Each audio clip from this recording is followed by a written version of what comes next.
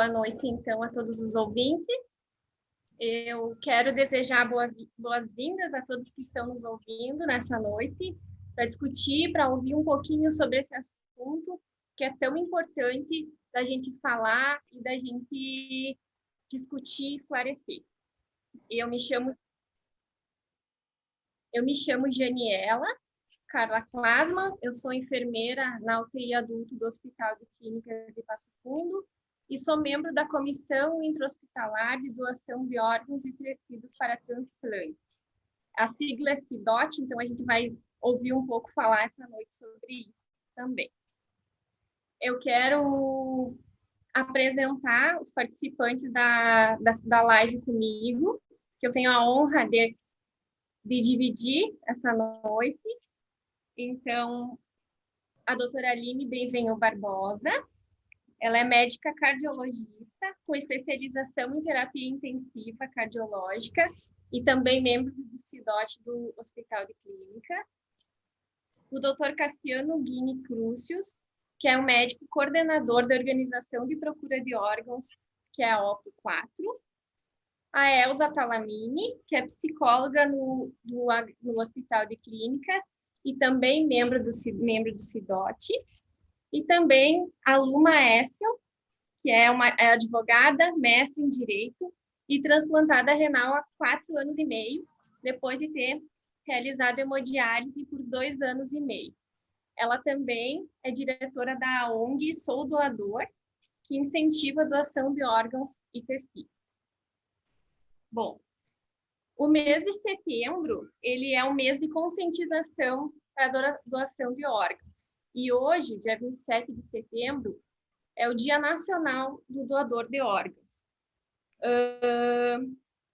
Essa é uma data que ela foi instituída que é justamente para conscientizar a população e a sociedade sobre a importância de se falar sobre esse tema, sobre a importância das pessoas conversarem com seus familiares e deixarem claro a sua intenção de ser um doador.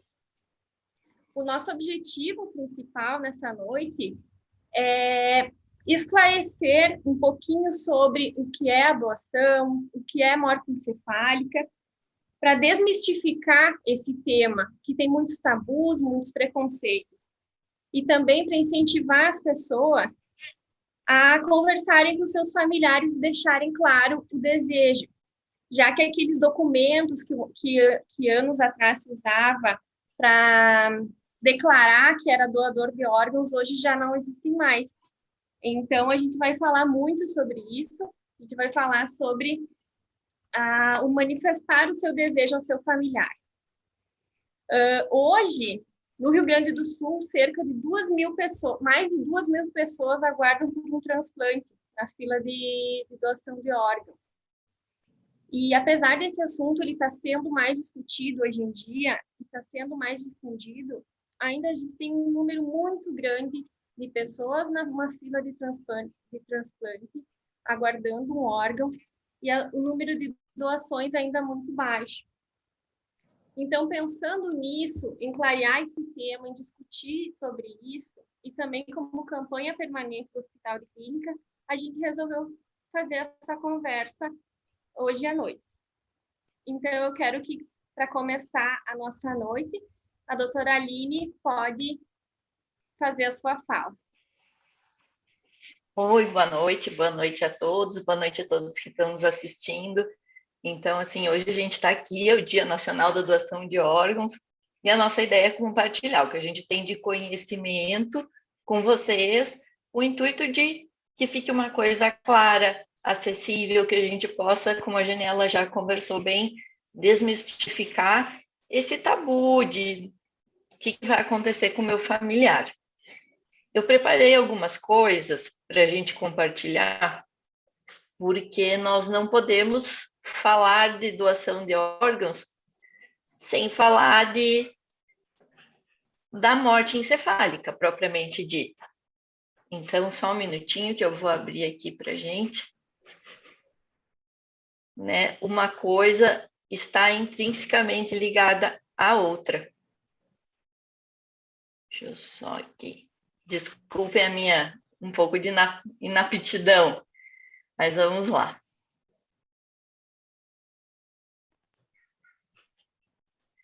Bom, então, quando a gente fala de morte encefálica, o que a gente está falando? Né? Da falta da morte do encéfalo, da falta de transmissão de impulso nervoso, de circulação, e isso vai fazer com que o cérebro perca suas funções.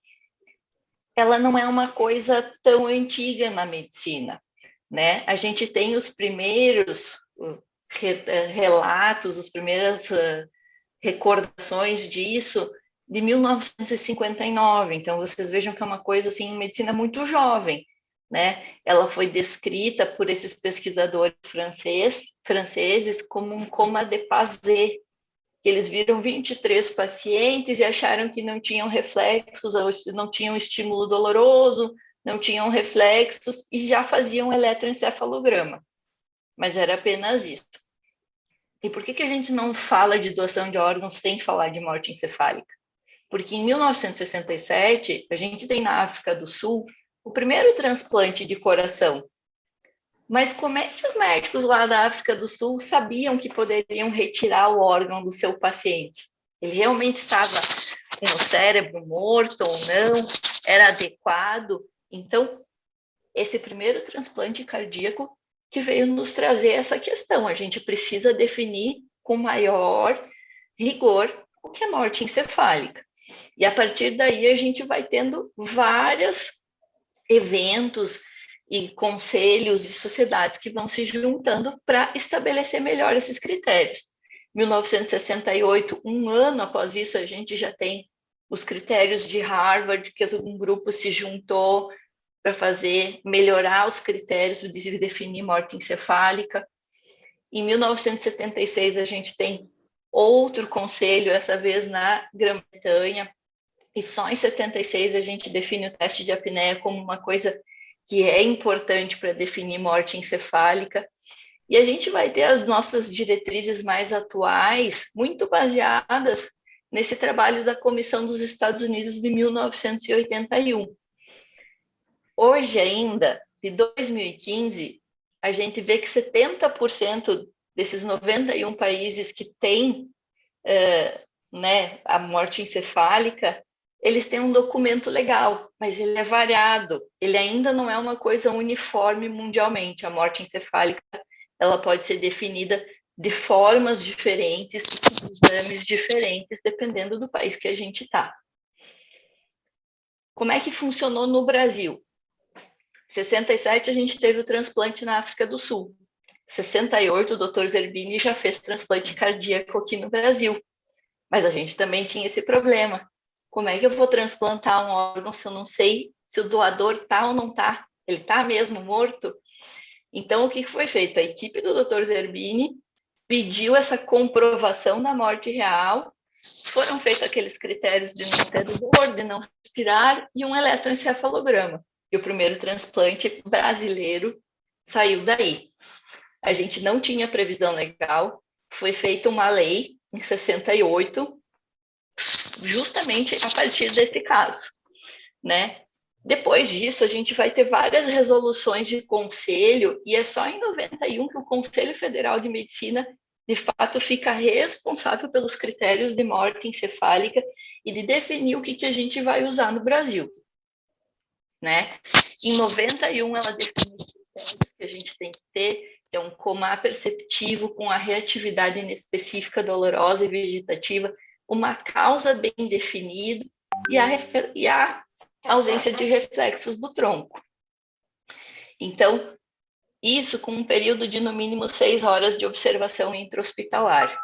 Esse documento foi o que de fato nos trouxe uma melhor definição de como era a morte encefálica, de critérios, de quem podia fazer esse diagnóstico e como ele ia ser feito, né? A resolução mais recente é a de 2017, que a gente tem a perda completa e irreversível das funções encefálicas, definida pela cessação das atividades corticais e do tronco encefálico, caracterizando a morte encefálica e, portanto, a morte da pessoa. Esse é um diagnóstico obrigatório e ele é de notificação compulsória, né? Tanto para a CIDOT como para os outros órgãos competentes. Quando eu falo de morte cerebral, do que eu estou falando? O encéfalo. O encéfalo é formado pelo cérebro, pelo tronco encefálico e pelo cerebelo. A gente vai ver, depois no decorrer, eu vou mostrar um pouquinho para vocês. Esse não é todo o nosso sistema nervoso, né? Todo o nosso sistema nervoso. A gente tem o encéfalo, a medula, nervos periféricos. Mas o que é constatado morte? O encéfalo, é ele que vai definir as nossas funções vitais. Então, assim, por que é importante ter esse diagnóstico? Porque a gente estabelece plano terapêutico e evita terapias inúteis, não faz futilidade para o paciente, fornece informações seguras aos familiares. Eles precisam saber o que está acontecendo com o seu ente que chegou no hospital completamente desacordado e irresponsivo. Também a gente reduz custos e otimiza a ocupação dos leitos e oferece à família a opção da doação de órgãos, porque a gente não pode oferecer a opção de doação de órgãos se a gente não tiver diagnóstico, né? O diagnóstico, a gente precisa de um paciente que tenha coma não perceptivo, ou o famoso Glasgow 3, ausência de reatividade supraespinhal, ou seja, do encéfalo, e apneia persistente. Junto com isso, a gente tem que ter uma lesão bem definida, né? Um trauma, um AVC, uma hipóxia grave, e não tem que haver condições confundidoras, né? Não posso, o paciente está sedado. Sedado não é morte encefálica, né? Morte encefálica é a cessação das funções cerebrais. Sedação é outra coisa, né? O protocolo, ele contempla a execução dos exames clínicos, o teste de apneia e um teste complementar. Esses exames, e isso é protocolo no Brasil, eles são feitos por 2 médicos em tempos diferentes, que não podem ser médicos envolvidos com equipes transplantadoras, e depois um exame de imagem. Aqui eu vou falar um pouquinho de forma mais sucinta, porque eu tinha me preparado um pouquinho mais para a aula do curso técnico, para explicar um pouquinho mais, mas eu vou passar um pouco mais rápido. O que a gente vai olhar no exame clínico? A gente tem que testar os pares nervosos que estão ali no encéfalo. Então, a gente vai fazer reflexo pupilar, o reflexo córneo-palpebral, a gente vai fazer reflexo óculo-encefálico, o reflexo vestibulo-ocular, reflexo de tosse, ou seja, a gente vai testando de cima para baixo todos os pares que são responsáveis pelas nossas funções primordiais do cérebro, tá? E com isso feito, a gente também tem o teste da apneia. O teste da apneia, desde que a gente tem essa evolução do diagnóstico de morte encefálica, a gente vê que é o exame preponderante, é ele que tem a maior sensibilidade, o maior potencial de nos dizer é morte encefálica ou não. O que eu quero fazer uma ressalva? Às vezes a gente está lá com um paciente, a gente tem morte encefálica. Mas ele mexeu a mão.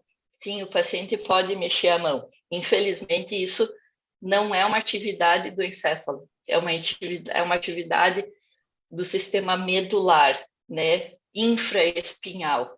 Então, assim, reflexos osteotendinosos, flexão, extensão, ereção periana, arrepios, sinal de Lázaro, que é como se o paciente fosse abraçar quem está examinando, eles podem ocorrer.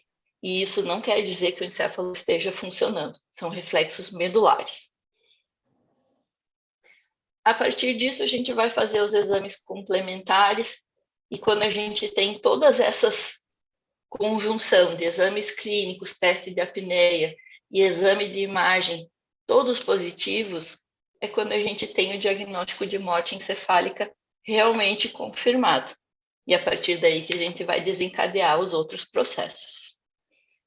Bom, eu queria falar isso mesmo agora, era um pouquinho mais sobre essa parte um pouco mais técnica.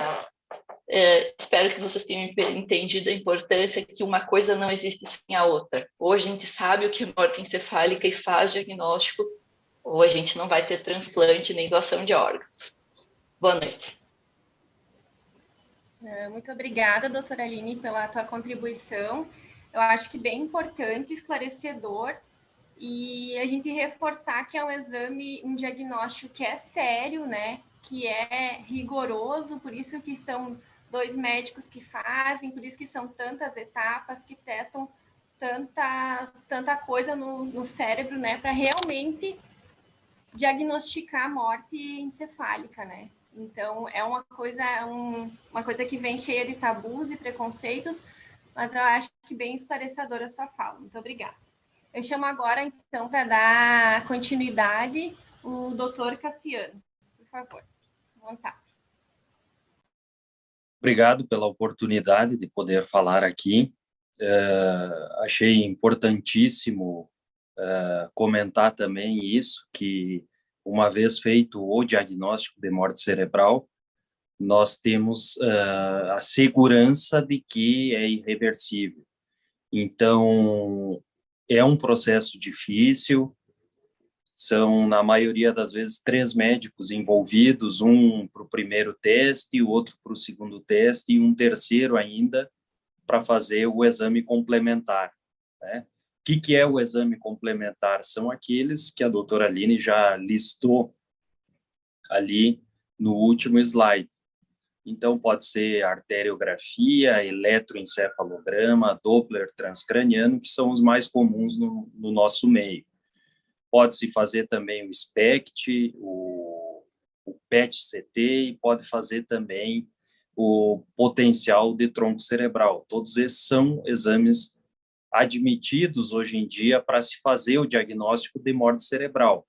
Mas, comumente no nosso meio, o exame mais realizado é o Doppler transcraniano, tá?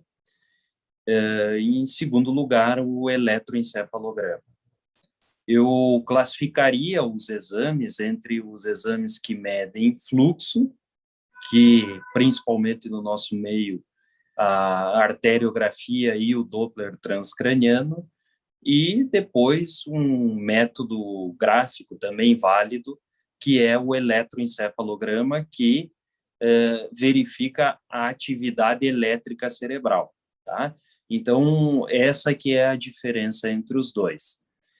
Os dois métodos, o de fluxo e o de atividade elétrica. Então, explicando rapidamente o que é um e o que é o outro, o Doppler transcraniano, por exemplo, se faz com uma sonda de ultrassom, como se fosse um ultrassom, para verificar a patência ou o fluxo sanguíneo nas artérias intracranianas, tá? Esse é um método rápido, e a grande vantagem desse método é que ele pode ser realizado na beira do leito do paciente, ou seja, o médico vai até a UTI com o aparelho e realiza o exame na própria UTI. Essa que é a principal vantagem que nós temos do Doppler transcraniano. Então, quem já viu um paciente em condições de diagnóstico de morte cerebral sabe como é difícil realizar um transporte da UTI para o setor de diagnóstico, por exemplo. Bomba de infusão, respirador, e invariavelmente estão com várias bombas de infusão, que são aqueles aparelhos que ficam continuamente infundindo medicação no paciente. Então, por esse motivo, ou seja, pela capacidade do Doppler transcraniano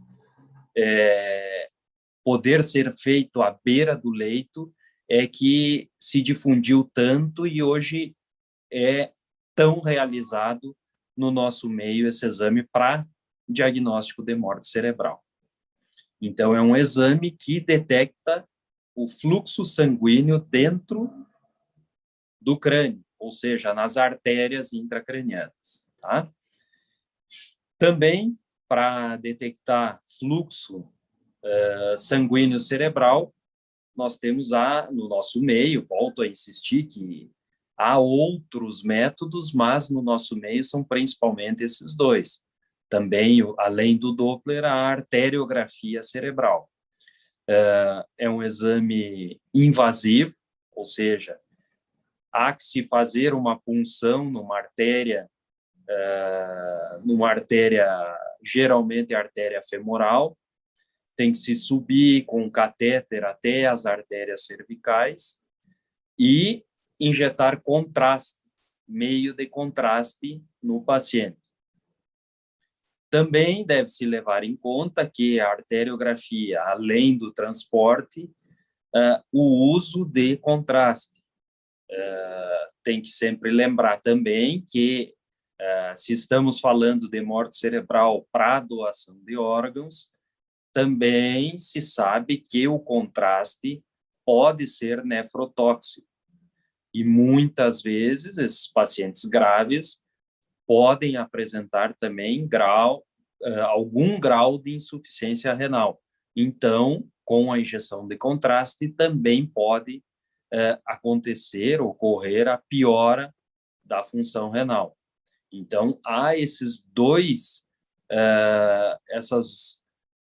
duas situações que podem atrapalhar os pacientes para o diagnóstico de morte cerebral em arteriografia, ou seja, a injeção de contraste, mesmo que pequena injeção de contraste, mas é uma injeção de contraste que pode atrapalhar a função renal. Além disso, o transporte para sala de hemodinâmica para se fazer o exame. Tá? Também outro exame comum no nosso meio é o eletroencefalograma. Tá? Também é um exame que pode ser feito na UTI, mas hoje em dia é muito difícil de se conseguir as condições ideais para a realização do exame de eletroencefalograma na UTI. Por que isso? Porque há uma quantidade grande de interferência para a detecção, ou seja, para os eletrodos que são colocados no crânio do paciente para detectarem atividade cerebral. Então, esses eletrodos são muito sensíveis e podem ser atrapalhados por muitos interferentes na UTI. Então, esse é um método também que pode eventualmente ser feito, mas há muita interferência. Então, por isso que se dá preferência à realização no local onde normalmente é feito de rotina esses exames no hospital. Então, eu diria que todos os exames podem ser feitos, cada um tem as suas vantagens e também as suas desvantagens. Uma situação que eu gosto de explicar sempre é a seguinte: teve, por exemplo, um paciente conseguiu já fazer os dois testes clínicos, os dois exames clínicos, e são compatíveis com morte cerebral os exames clínicos. Aí que se vem o método gráfico, né? Se pede um Doppler transcraniano, estou conversando agora uma situação do dia a dia. Aí se pede um Doppler transcraniano, aí ainda há fluxo. Em tendo fluxo, se sabe que é um método que detectou fluxo intracraniano. Aí o que se faz? Não adianta fazer logo em seguida uma arteriografia, por exemplo. Aí se deve, nesse caso, optar por um outro método, ao invés de um método que meça fluxo, como o Doppler e a arteriografia, então se opta por um outro método, que é o método de, no nosso caso aqui, eletroencefalograma. Então, essa é uma situação corriqueira, cotidiana, do nosso dia a dia nas UTIs, e eu acho que é isso que eu teria para destacar quanto aos exames de imagem, ou seja, as vantagens e desvantagens do Doppler e da arteriografia e as vantagens do eletroencefalograma. Também sempre lembrando que a arteriografia e o Doppler transcraniano são dois exames que medem Fluxo sanguíneo. São 2 exames que medem a mesma coisa. Então, quando o Doppler mediu o fluxo, ou seja, o Doppler foi um Doppler positivo para fluxo, então não adianta logo em seguida fazer uma arteriografia que também verifica fluxo. Então, se deve, nesse caso, tentar um eletroencefalograma. Acho que era isso que eu tinha para falar e estou aberto a discussões agora aí.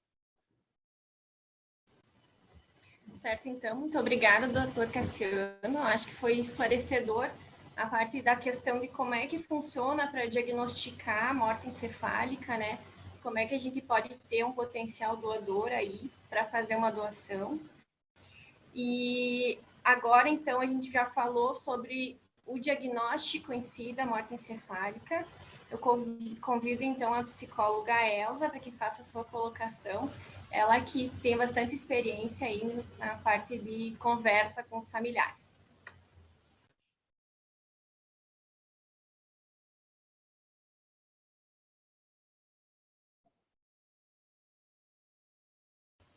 Elza, só liga teu áudio, por favor. Bom, ainda bem que entra agora.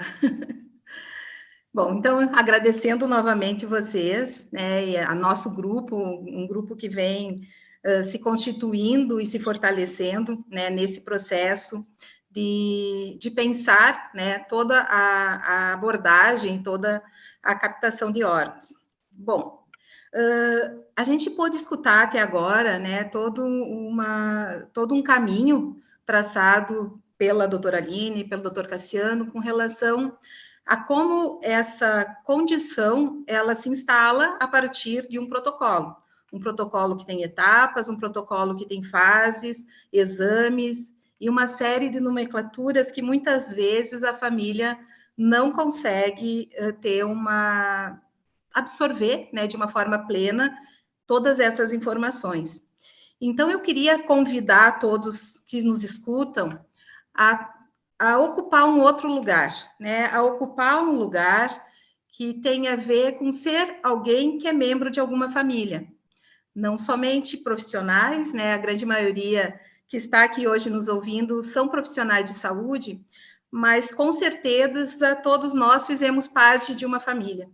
E essa família, ela tem os seus arranjos, as suas combinações, que muitas vezes passam pelos seus segredos também.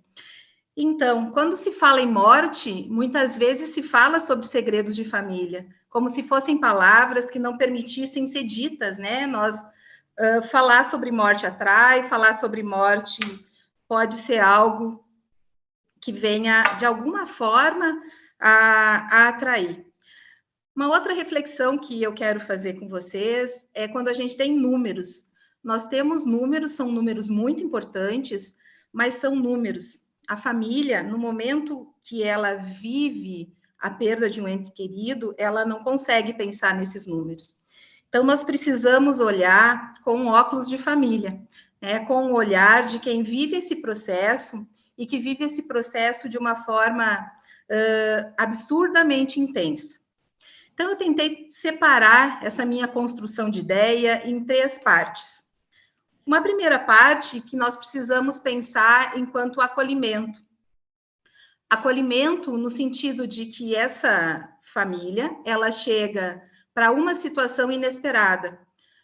Normalmente, nós temos aberturas de protocolo de morte encefálica diante de situações que são inusitadas, não são situações construídas como alguns diagnósticos. Então, vamos pensar que a família ali, ela tem vivências que são muito peculiares naquele momento, mas ela precisa pensar em muitas informações. Ela vai ser notificada da abertura do protocolo, vai ser verificado essa morte encefálica, vai ser confirmada essa morte encefálica e ela vai ser abordada com relação à doação. Então, vocês veem a intensidade desse processo. Nesse momento de uma confirmação de diagnóstico, também é um momento de óbito. A família ela vai tomar contato com a morte, né? Uma morte não concebida, porque na grande maioria das pesquisas realizadas, a gente tem a morte cardiorrespiratória. A gente não pensa na morte como uma parada do cérebro.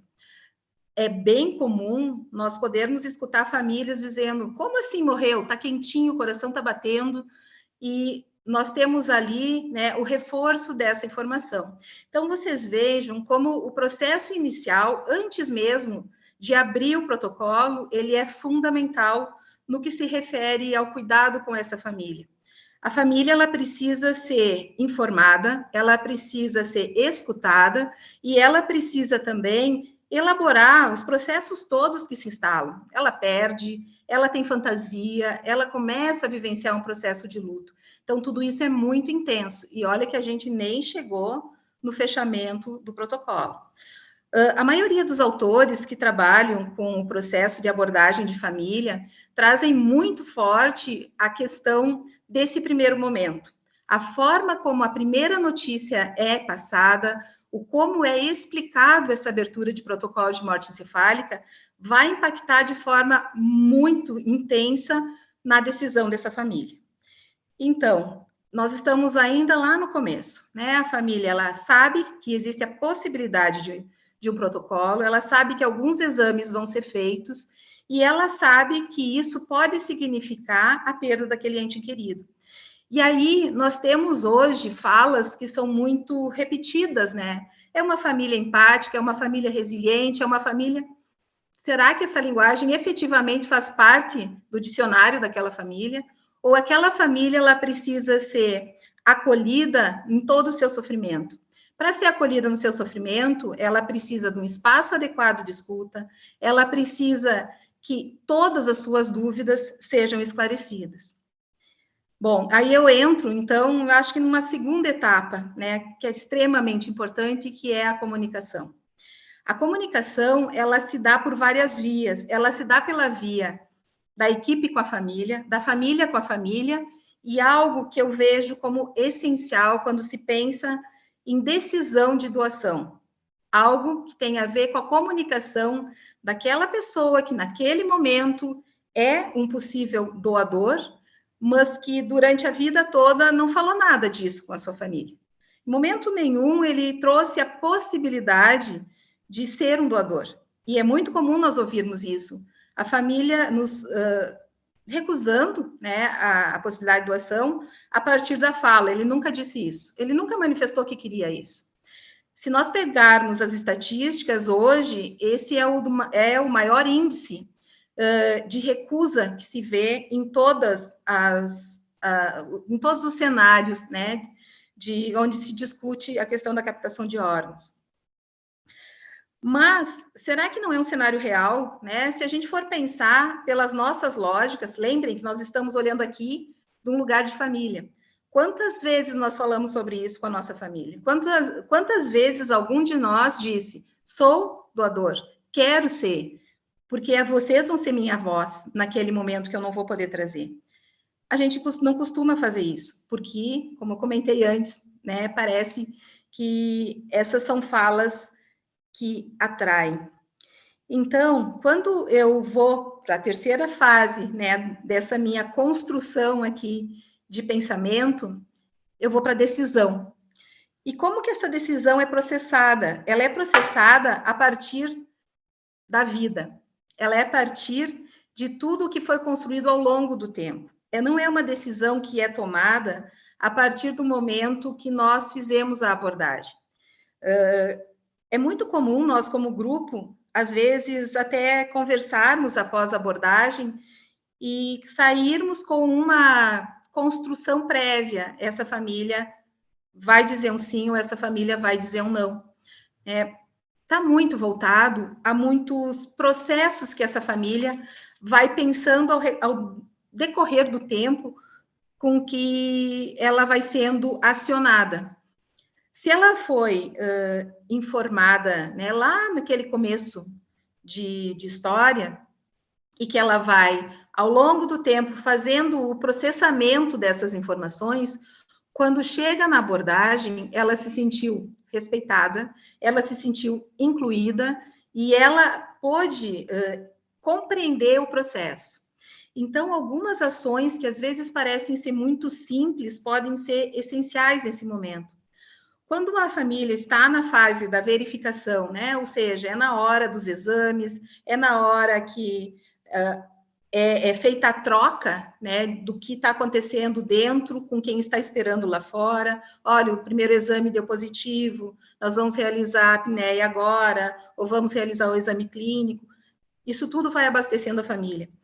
Outras questões que também são extremamente importantes são os rituais, né? Todo o ritual de aproximação, todo o ritual de verificação daquela família, no sentido de poder olhar o seu familiar que está ali num processo de intervenção, né? Porque os exames são interventivos e a família não precisa e nem deve estar durante os exames, mas esse caminho vai permitindo com que ela assimile. E aí, para a decisão, uma outra palavra que é chave e é fundamental é tempo. Às vezes, se pensa que o tempo da família é o nosso tempo de uma decisão rápida, de uma decisão... estamos pensando em quantos órgãos podem ser perdidos nesse processo. Mas se precisa entender que para a decisão precisa assimilar, precisa aceitar, e aí sim essa tomada de decisão acontece. Então, quando nós abordamos, continuamos com essa família, é algo que nós temos que ter muito claro, que o tempo do profissional que está com a família é todo o tempo do mundo. Isso pode ser 6 horas, pode ser 3 dias, pode ser o tempo que aquela família precisar. As pessoas que vão estar envolvidas também são as pessoas que aquela família precisar, porque muitas vezes elementos da família precisam ser acionados para que essa decisão seja tomada. Então, quando nós olhamos para esse caminho, né, um caminho que passou por um acolhimento, por uma troca, por uma comunicação e por uma decisão, com certeza o processo final é um processo muito mais tranquilo, independente de qual seja ele. Nós precisamos também reforçar a importância do respeito à decisão da família. O sim é sim, o não é não, e isso não pode ser questionado. Nós precisamos sempre ter muito claro que um sofrimento permeia todo esse caminho que essa família está construindo. A partir desse entendimento, nós também conseguimos mostrar o nosso respeito e o nosso cuidado com a família. Eu queria, para que a gente finalizasse esse olhar aqui com relação à família, vou pedir para a Aline largar um videozinho, né, muito rápido, mas de alguém que pôde vivenciar todo esse processo e como ela enxerga esse processo. É uma fala da Luciana, que é tia do Patrick, que pôde vivenciar esse processo da doação de órgãos.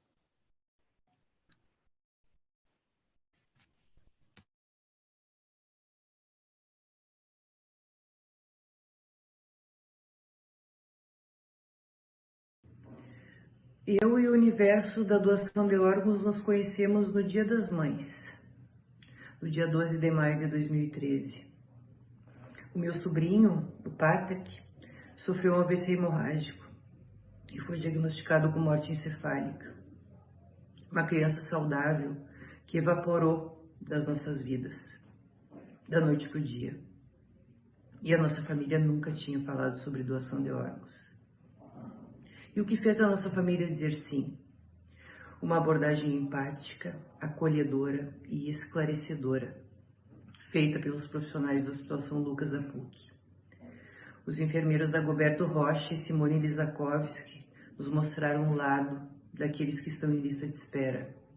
E o principal, o total entendimento da morte encefálica, mesmo diante de um corpo que parece estar vivo. Eu lembro como se fosse hoje, no dia da entrevista familiar, que a minha mãe me perguntou: o que eu faço? E eu disse: tu faz exatamente o que tu gostaria que fizessem por ele, caso fosse ele em lista de espera. E a abordagem desses profissionais me remete muito a uma frase da minha querida Gisela Gonzaga do Vida Urgente: temos que nos profissionalizar, mas sem perder a emoção.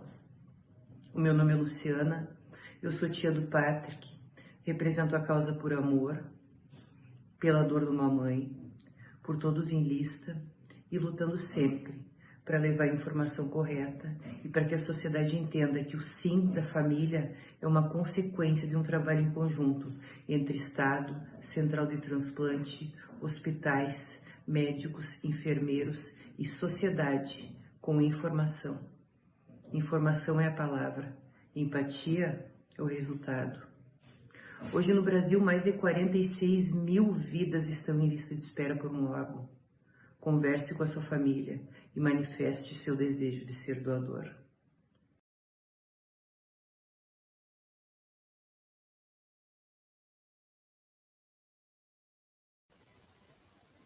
Bom, então, muito importante a tua fala, Elza, assim como o depoimento da familiar do Patrick, da Luciana, de como a gente, relembrando agora tudo que já foi falado, é um processo complexo, a gente envolve bastante gente, bastante conhecimento, e é claro que a gente lá dentro do hospital, numa UTI, numa emergência, a gente faz de tudo pela vida desses pacientes. Nem sempre a gente consegue. E nesse momento dessa conversa com a família, que a gente também vem a empatia, vem a acolhimento, né? Tudo isso que já foi falado. Então, agora, para terminar a nossa noite, abrilhantar, eu convido a Luma para fazer a sua fala. Oi, boa noite. Eu quero agradecer mais uma vez pelo convite, por eu poder compartilhar um pouco da minha história com vocês e também parabenizar toda a equipe aí responsável por essa roda de conversa sobre esse tema que é tão importante e que muita gente ainda reluta em conversar, né? E acho que é importante a gente fazer isso que a gente está fazendo aqui hoje, que é desmistificar alguns tabus, né? Principalmente com a fala aí da Luciana, tia do Patrick, acho que resumiu muito bem esse sentimento dos familiares, mas também de querer se manter aqui de alguma forma, né? De que esse familiar não seja esquecido. E eu confesso também para vocês que até eu precisar de um transplante, não que eu nunca conversasse, mas era difícil também conversar sobre a doação de órgãos, né? A gente não tem muito esse costume. E quando eu vinha conversar sobre o tema, eu me colocava sempre na posição de uma possível doadora, nunca como uma possível receptora. Até que, quando eu tinha 26 anos, eu fui parar na emergência, com sintomas de gastroenterite e fiz alguns exames que detectaram que meus rins tinham parado de funcionar, assim, sem aviso prévio. E aí começava toda uma trajetória que eu nunca imaginei que um dia eu fosse passar na minha vida, que é desde a aflição de não se ter um diagnóstico exato, até as sessões de hemodiálise, né, que é algo bem pesado, assim, são 3 vezes por semana, 4 horas cada vez, né, e sair da máquina muito cansada, eu saía exausta, não fazia mais nada, e lidar com várias limitações, né, como limitação de alimentos, e principalmente de líquidos, e eu costumo dizer que eu, como amava sempre o verão, acabava que naquela época, para mim, o calor e o verão era uma tortura. Então, por esses motivos, é normal que por algumas vezes eu me questionasse, eu também me revoltasse contra o universo, achando que, por que comigo, né? Mas vocês aí, como profissionais também da saúde, sabem que doença não tem idade, não tem rosto, e eu acabei me tornando também uma receptora. E eu continuei com o tratamento, eu descobri que o que eu tive foi uma síndrome crônica, uma síndrome rara, né, de caráter crônica, chamada síndrome hemolítico urêmica típica. Ela tem tratamento, porém, na época, eu descobri muito tarde, e a lesão ela já estava bem grande e acabei acabou que o transplante ele se tornou inevitável. E toda essa espera por um transplante, eu costumo dizer que é uma espera de muita angústia. Eu fiquei 2 anos e meio na hemodiálise, né? E durante esse trajeto é catéter, é colocar fístula, biópsia, exame hospital, exame hospital, exame hospital, aquela rotina. E uma espera de que você não sabe se vai encontrar um órgão compatível e se esse órgão vai chegar ou quando ele vai chegar, né? Mas quando a gente recebe aquela ligação de que tem alguma pessoa compatível contigo, está disposta a te fornecer uma vida nova, toda essa angústia ela termina. E é por isso que eu gosto de hoje compartilhar a minha história, né, para que mais pessoas tenham a chance que eu tive também, né, que também recebam esse sim que eu recebi, para que possam mudar as suas vidas. E eu também também dirijo o Sou Doador.org, caso alguém queira pesquisar aí, que é para que a gente compartilha outras histórias também. A gente está sempre na luta de trazer mais sims, né, para essas pessoas que aguardam, que como no início foi dito, nós somos existem 2.000 pessoas na fila no Rio Grande do Sul, né? Mas no país é mais de 45.000. Então, precisa dessa etapa de informação, principalmente do familiar, de a gente conversar disso em vida, né? Como até a Elza falou, que às vezes as pessoas ficam um pouco receosas de falar de morte, porque acham que vão atrair, enfim.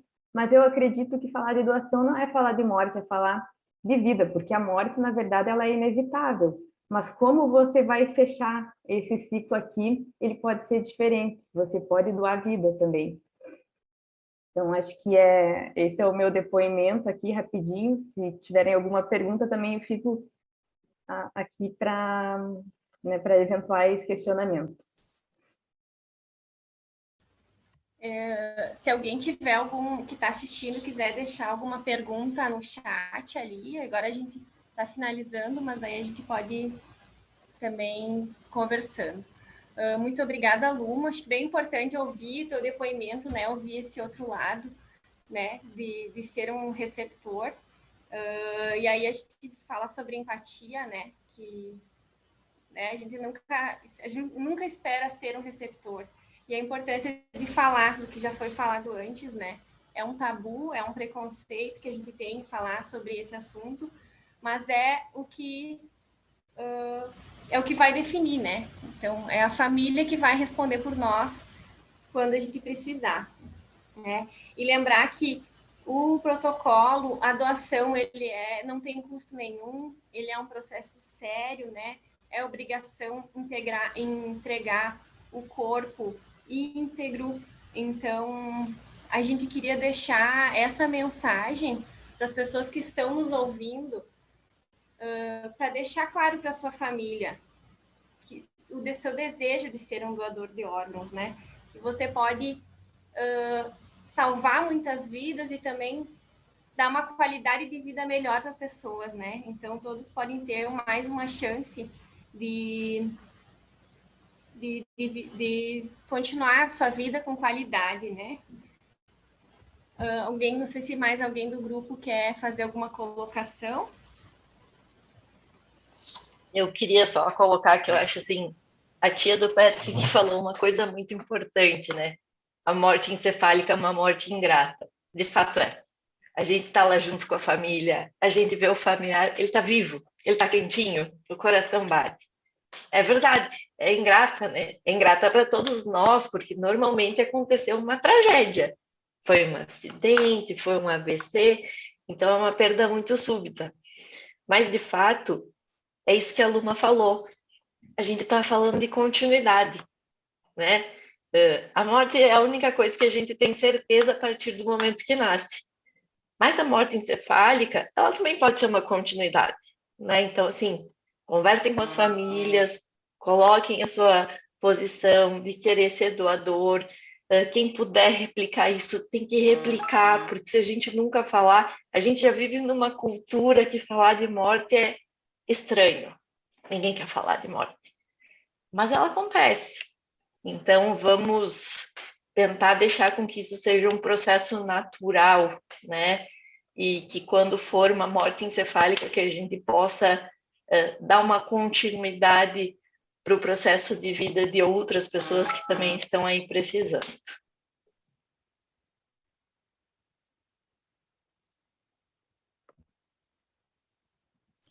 Eu ia só fazer um comentário quando a Janiela traz, né, essas dúvidas, e são dúvidas muito presentes nas famílias, com relação a como que vai ficar meu familiar, que tempo vai levar para liberá-lo, os trâmites legais, muitas vezes, né, porque poder ser uma situação que envolve violência, né, afinal, IML, todos esses caminhos.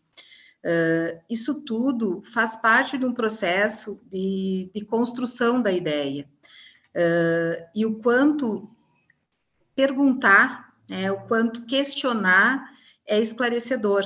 Então, trazendo um pouco dessas últimas falas, mas o quanto perguntar, o quanto questionar faz parte das nossas trocas nos nossos meios, né? Então, quanto mais nós soubermos sobre a seriedade do protocolo, né, o quanto se tem cuidados com relação a todos os envolvidos, do quanto é respeitoso esse processo, porque se preocupa, é uma das preocupações essenciais, essa preservação. Isso vai ser esclarecedor, e muitas vezes a negativa, ela está envolvida com mitos, né, com algumas ideias que se vai construindo e não se busca as respostas. Então, o que eu queria falar era isso: perguntem, se informem, questionem. Existem vários grupos, né, ONGs sérias que vão poder ajudar também nessas informações e nesse caminho. E acho que muito do nosso propósito hoje aqui é realmente de fazer com quem escute essa live que seja um multiplicador dessa ideia.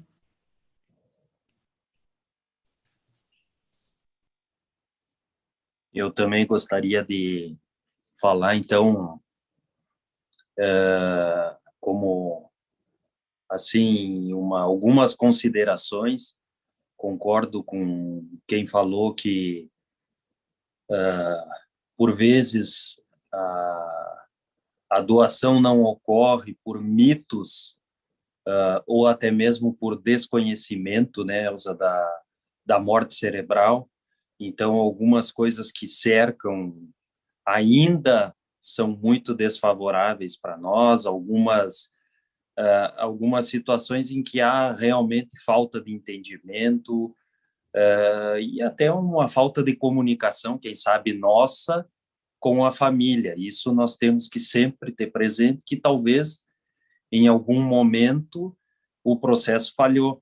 Talvez seja na acolhida, quando o paciente chegou na emergência, que o médico estava apurado, queria fazer algum procedimento, pegar a veia, levar para a tomografia nesse mesmo paciente, e não teve o tempo suficiente para explicar para a família qual era o real quadro, qual era a real situação do paciente. Talvez isso defina lá no fim se a família vai ser doadora ou não. Então, essas são coisas que nós também temos que ter em mente, né? Concordo também que a morte cerebral possa ser um fim e possa ser também um começo, né? Fim para alguns e começo para outros. E com isso eu quero dizer que nós vivemos sempre numa dualidade entre dois extremos. Nós vivemos, que eu digo, essa equipe que faz a doação, que faz o processo de doação. Nós vivemos em dois extremos. Nós vemos uma família enlutada que está perdendo um familiar, mas no outro lado nós temos uma família que pode eventualmente perder um familiar por falta de órgãos, né? No caso, nós tivemos o depoimento de uma transplantada renal, que não era o caso, mas era uma qualidade de vida. Ela disse que não suportava mais o verão. Então, são coisas que nos tocam muito isso e nos fazem continuar esse processo, que não é fácil, é um processo demorado, é um processo difícil, de horas, até mesmo dias, mas que alguns depoimentos, como tivemos o de hoje, nos fazem continuar e fazem valer a pena. Mais uma vez, agradeço a oportunidade de ter dividido o conhecimento e aprendido muito com vocês hoje. Eu queria complementar a fala do Dr. Cassiano, e quando ele fala da família, né, é importante dizer que um doador, ele não salva apenas uma pessoa, ele salva uma família, né? Ou quando a gente não salvam 8 vidas, mas salvam 8 famílias, que é todo mundo que está ali naquele complexo que aguarda, sofre e vibra junto também ao final, né? E eu acho que uma cultura doadora nós transformamos assim, com informação, que o momento da gente tomar uma decisão não é lá quando a equipe médica chega para falar com a pessoa que veio a sofrer de uma morte cerebral, mas antes, né, que aquela família já esteja preparada e não tenha mais aquele peso da decisão em um momento tão difícil. Então, tu tratar esse tema com leveza, de uma forma bonita, como esse tema é muito importante. Então, essa mudança de paradigmas também. Perfeito. Quando uma família está numa situação de que tem notícia de que morte cerebral e morte cada vez mais grave, é pior e é grave, e é tudo muito súbito, muito rápido, porque é um traumatismo de crânio, é um AVC hemorrágico, aí ainda com tudo isso, ainda tem que se decidir se vai fazer doação ou não de órgãos. Se não tiver isso já estabelecido, realmente fica muito difícil e pesado para a família. Depois dessas falas, né, dessa noite rica de conversa, eu quero agradecer em nome também do Hospital de Clínicas a presença de todos os convidados, da Elza, da doutora Aline, da Luma, do doutor Cassiano, que com certeza tocou o coração de quem nos ouviu. E eu agradeço a quem dedicou um pouquinho do seu tempo para nos ouvir essa temática importante, e que também, repito a fala, replique o que ouviu, o que entendeu, e que deixe seus familiares sabendo da sua intenção de ser ou não doador. Uma boa noite a todos e obrigada pela participação.